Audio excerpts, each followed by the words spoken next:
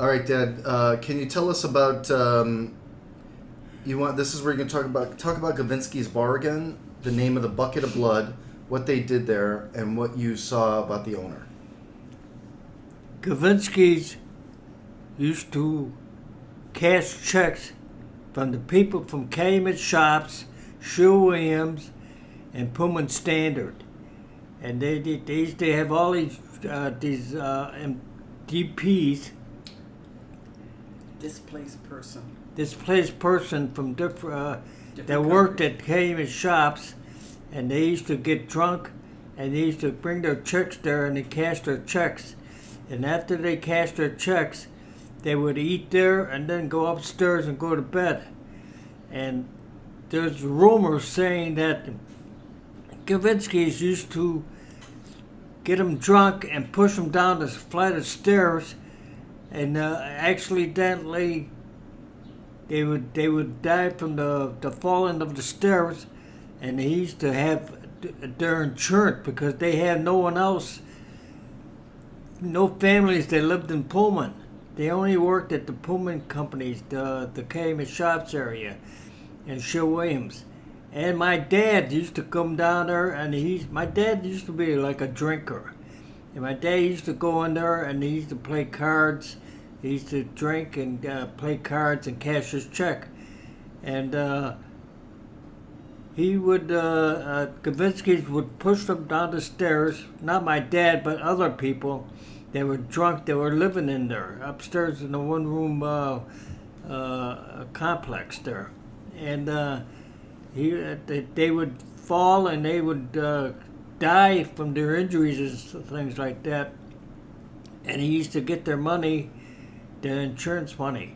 And well, when I was a kid, a bunch of us guys used to hang around the market hall, and we used to look west on from the market hall steps, and we used to watch Gavinsky go to the bank on a Monday morning, walking back of the Greenstone Church, and walk along Greenstone Church across the street to the park, and kitty corner to the park to 111th Street, past the Hotel Florence.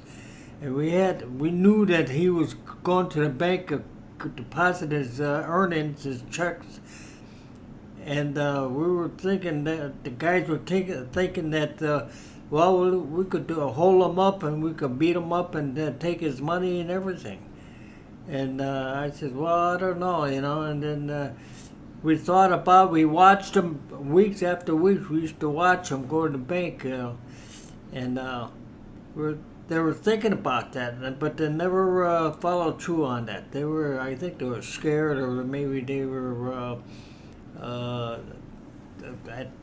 They were just scared, I guess, but they wanted to get they knew Gavinsky had the money that he got from the drunks at the tavern, and the tavern used to be a smoky, dirty bar.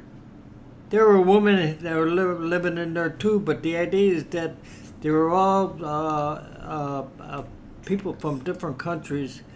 They used to work in Calumet Shops there, and they used to get their checks there, and they cashed their checks. The taverns, all the taverns in Pullman, they used to cash company checks. Sherwin-Williams checks, Calumet Shops, and Pullman Standard. And they cashed checks from Kensington Steel. And Kensington Steel was in back of Sherwin-Williams there.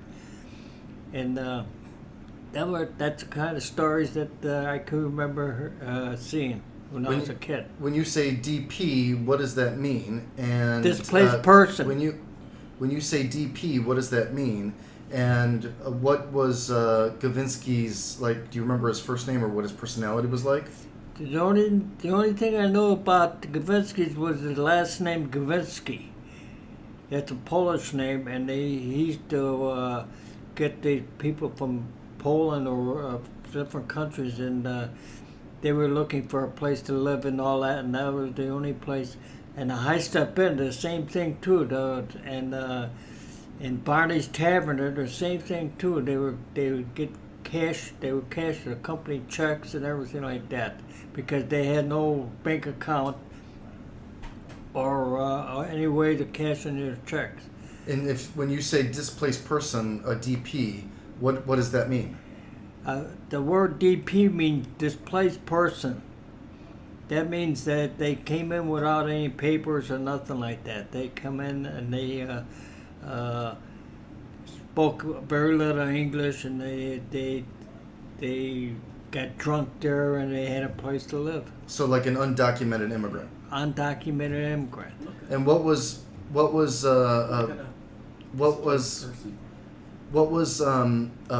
Gavinsky's personality like? Was he a mean guy? Gavinsky was a mean guy, but he was a tavern owner, and he was just out there to make the buck. And I can remember his daughter used to bartend there too, and his wife used to bartend there too. But there was just a bunch of drunks sitting at the bar and on tables. And I can remember at dinner time, guys that lived upstairs used to come down, and they used to cook for them, the meals for them. And like I said, it was a dirty place, and it was just a lot of foreigners in there. And then just for the record, what is your name and what's today's date? My name is Quiroz, and today's date, August 5th, And the year? 2022. Great. Okay. Since you seem to want to be chatty until we have the mic on, move that bread, please. All right. Just can you move forward a little bit? Just lean forward. Okay. Tell me your name and what today's date is. My name is Marilyn Gartelmann Quiroz, and today's date is August the 5th, 2022. And what is your memories about Gavinsky's? All I know is that he was a little guy. He probably was about 5'2", if that, and he always wore a black suit and a hat. And do you remember any stories like the The only story that I can remember is that he carried a gun. And do you remember any story about the insurance or pushing people down the stairs? No. Have you ever been inside Gavinsky's Tavern? No, not really. And then what is your, can you just tell the story about the bar that was next door to your house? The Calumet, the Tumble Inn? Well, when I was maybe 13, Charles Lyra's father owned the tavern, Cecil and Mary Lyra, and they had a basement, and they allowed us in the wintertime to go down there, and we used to play games and cards and whatnot, me and all the boys. It was always me and all the boys. And when you lived, did you live nearby, and do you remember hearing people rowdy outside? We lived right next door. There was the tavern, and then there was a gangway, and then there was the 4-flat, which is one of the apartments where we lived.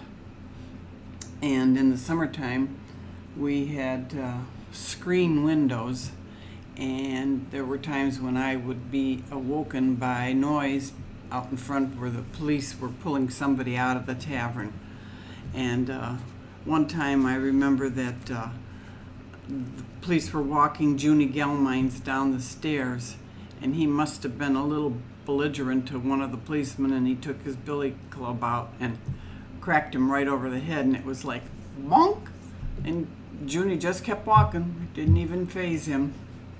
Put him in the squad car, and he got out the other side of the squad and he started walking away. The police caught him, but that's what I remember. He got into the squad car and then went to the other side and got out. Right. He opened the door and got out and was starting to walk away, and the police got him and put him back in the squad. Who were the first owners that you remember of Tumble Inn? Maria Valenti, which was the owner of the tavern and our 4-flat that we lived in. And she lived upstairs of the tavern with her daughter Lillian and her husband Ted Nowak. And it was a 2-bedroom upstairs, and so when I think when Lillian became pregnant, I'm not sure, she then moved in to the 4-flat, and we lived on the first floor, and they lived on the second floor. And at one point, I don't know how old I was, we moved upstairs in their flat and they moved downstairs in our flat. And the good thing about moving upstairs in her flat was they had a bathroom with a shower and a tub. Whereas when we lived downstairs, you went in the basement to take your shower. Or there was a big old white tub in the basement and you took a bath in that. What was the inside of the bar look like, and what did they serve there, or what did they do, or the people that went there? Because you said there was an area in the back where they served food as well. Right, they Can had you describe what the bar looked like? bar was I don't know how many feet long, and then there was like a little area where they could dance. And then beyond that, there was it must have added on at one time another room where they had a few tables in there and a small bar way at the back wall. And to the south of that, they had a small room where there was a tiny little kitchen where I'm assuming they cooked or brought in food, I have no idea, and served it to the customers. And what year do you remember the Liras taking over, and what are your memories of the Liras there? I don't know what year they took over. Maybe It it's had in to the be in the 50s?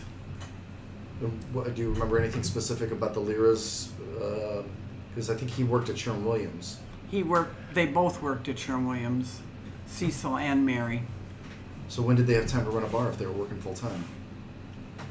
Well, Mary must have been not working at that point, but she did eventually go to work at Sherwin-Williams. But she would take care of the bar during the day, and then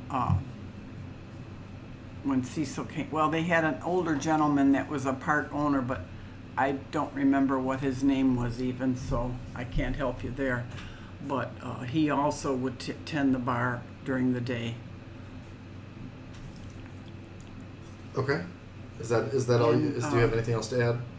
No, I think that's about it. Okay, thank you.